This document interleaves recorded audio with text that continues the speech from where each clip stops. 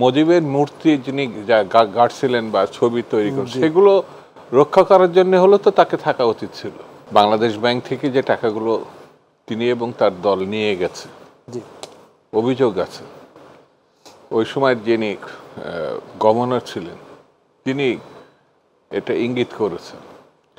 8টা থেকে 12টি ব্যাংক, যেটি ডিবি অফিসে গিয়ে সালমান এফ রহমান বলেছে এর কত টাকা তিনি ঋণের নামে লুটপাট করছেন এবং কোন কোন জায়গায় তিনি দিয়েছেন।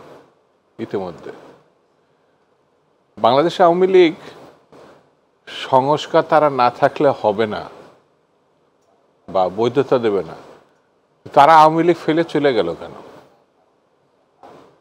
মানে তার যে প্রধান তিনি দম্ভ করে বলতেন যে মুজিব কন্যা কখনো পালায় না। মুজিবের মূর্তি যিনি গাড়ছিলেন বা ছবি তৈরি করছেন সেগুলো রক্ষা করার জন্য হলো তো তাকে থাকা উচিত ছিল। আর তার সন্তান হিসাবে তিনি আমেরিকান সিটিজেন না বাংলাদেশের সিটিজেন এটা আমার কাছে ধর্তব্য বিষয় না। বিষয়টি হচ্ছে যে বাংলাদেশে জনগণের মুখোমুখি হয়ে যে সন্ত্রাস, লুটপাট, হত্যাকাণ্ড, এ ব্যাপারে আওয়ামী লীগের সভাপতির পুত্র হিসাবে তিনি কি মনে করেন এটা কিন্তু জনগণ আগে জানতে চায়। আর বাংলাদেশ আওয়ামী লীগকে ধ্বংস বিএনপি করে নাই তো, বা অন্য কোনো রাজনীতি দল করেনি, ছাত্র জনতাও করেনি। ধ্বংস তো তারা করছে। ফ্যাসিজমের মধ্যে যদি যা কিছু নিয়ে যাওয়া যায়, যেমন ইটালিতে নাৎসিবাদ প্রতিষ্ঠা করে হিটলার, মানে এটা একটা বিশ্বযুদ্ধ বাঁধিয়ে ফেলছিল। লক্ষ লক্ষ না কোটি কোটি মানুষের মৃত্যুর কারণ হয়েছে হিটলার। এখন হিটলারের সঙ্গে কোনো ভালো লোক ছিল না, তারা রাজনীতি বুঝতো না, তারা কিছু কি শিক্ষা দীক্ষা নাই, এমন তো না। তাদের চর্চাটাই হচ্ছে নাৎসিবাদ। নাৎসিবাদ মানেই হচ্ছে নির্মমতা, মানুষের অধিকার হরণ করা।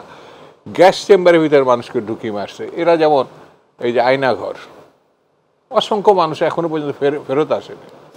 এবং সেটি কারা করছে, কাদের মাধ্যমে করছে? আমাদের এখানে সব থেকে আদর্শ জায়গা মানে সেনাবাহিনীর উপর নির্ভর, কারণ এই সেনাবাহিনীরই একজন চৌখস মানুষ স্বাধীনতা ঘোষণা করেছিলেন যার নাম শহীদ জিয়া রহমান। এই সেনাবাহিনীর একজন অফিসার শহীদ জিয়া রহমান বাংলাদেশে বহু দলীয় গণতন্ত্র বাকশাল পরবর্তীতে তিনি নিয়ে আসছিলেন। সেনাবাহিনীর যে অহংকারটা, সেনাবাহিনীর যে ভাবমূর্তিটা, সেনাবাহিনীর যে কার্যক্রমটা ইতিহাসে বর্ণিত আছে। কিন্তু তাদেরকে দিয়ে সেনাবাহিনী সেনা অঞ্চলে আয়নাঘর প্রতিষ্ঠা করছে, এর থেকে দুঃখজনক ঘটনা তো নাই। কে করছে? ওই যে যুবরাজের কথা যেটা বললেন, তার মা আজিজ সাহেব এবং ওখানকার ডিজিডিএফআই এনএসআই এর লোকজনকে দিয়ে এইগুলো করা হয়েছে। তা আমার কাছে মনে হয় জুডিশিয়াল একটা পার্টও বোধহয় যুক্ত ছিল, থাকতে পারে। আর এই যে গুম, এটা ভাবা যায় নাকি একটা স্বাধীন যে দেশে 1 সাগর রক্তের বিনিময়ে স্বাধীনতায় আসছে, 1 সাগর রক্তের বিনিময়ে, সেখানে মানুষ বিচার পাবে না, গুম করে নিয়ে চলে যাবে, নিখোঁজ হয়ে যাবে, কৈফিয়ত দেবেন না? আওয়ামী লীগকে বাদ দিয়ে সংস্কার হবে না?